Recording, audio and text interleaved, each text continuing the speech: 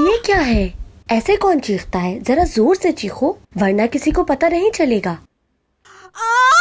जी शाबाश, ऐसे ही। हाँ खानदान खानदान, देखो मैं यारिन को ले आया हूँ। ठीक है, चलो अब हॉस्पिटल चलते हैं। यारिन, ये तुम्हें क्या हुआ है? अभी तो कहा था बच्चा पैदा होने वाला है। नहीं, बस दर्द हो रहा था, लेकिन अब ठीक है। इसको क्या हुआ है? अम्मी आप सब्र करें, मैं बताती हूँ। दादाबू ने मुझे कमरे में बंद कर दिया था और वहाँ एक गार्ड खड़ा कर दिया था। मुझे भूखा प्यासा रखा उन्होंने, और सिर्फ यही नहीं, मुझे ब्लैकमेल भी किया है इन लोगों ने और धमकियां भी दी। मेरी शादी भी करवा दी हारून के साथ। क्या ये सच बोल रही है? किसकी इजाजत से किया आपने ये बाबा?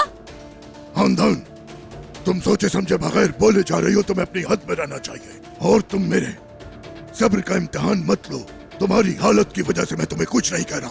नहीं तो क्या कर लेंगे? मुझे भी वहाँ इस्तबल में बंद कर देंगे? खुदा के लिए बाबा हमारी तरफ देखिए। क्या हम में से खुश नजर आ रहा है कोई एक भी बाबा आपको? कहाँ है खिजर भाई? कहाँ है आजाद? रियान कहाँ है? गुल भी नहीं अब तो आपके साथ। कोई भी आपके साथ अब रहना नहीं चाहता बाबा। यारिन के साथ जो कुछ हुआ ये इसी लायक है। मैं कोई भी बात सुनना नहीं चाहती। अब आपके हाथ में बस यही इंसान है। अगर आप हमें खोना नहीं चाहते हैं तो आज से यारिन इसी घर में रहेगी।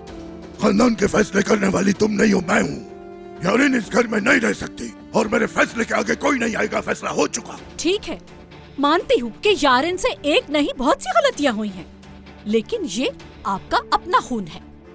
और आप ही हमेशा कहते हैं ना कि मैं अपने बच्चों को एक ही समझता हूँ। यहाँ तक कि रियान खिजर भाई की औलाद नहीं थी, लेकिन आप उसको इस घर में बर्दाश्त करते रहे भाई की वजह से। अब जहान की वजह से यारिन को बर्दाश्त करें उस वक्त तक जब तक यारिन की शादी नहीं हो जाती।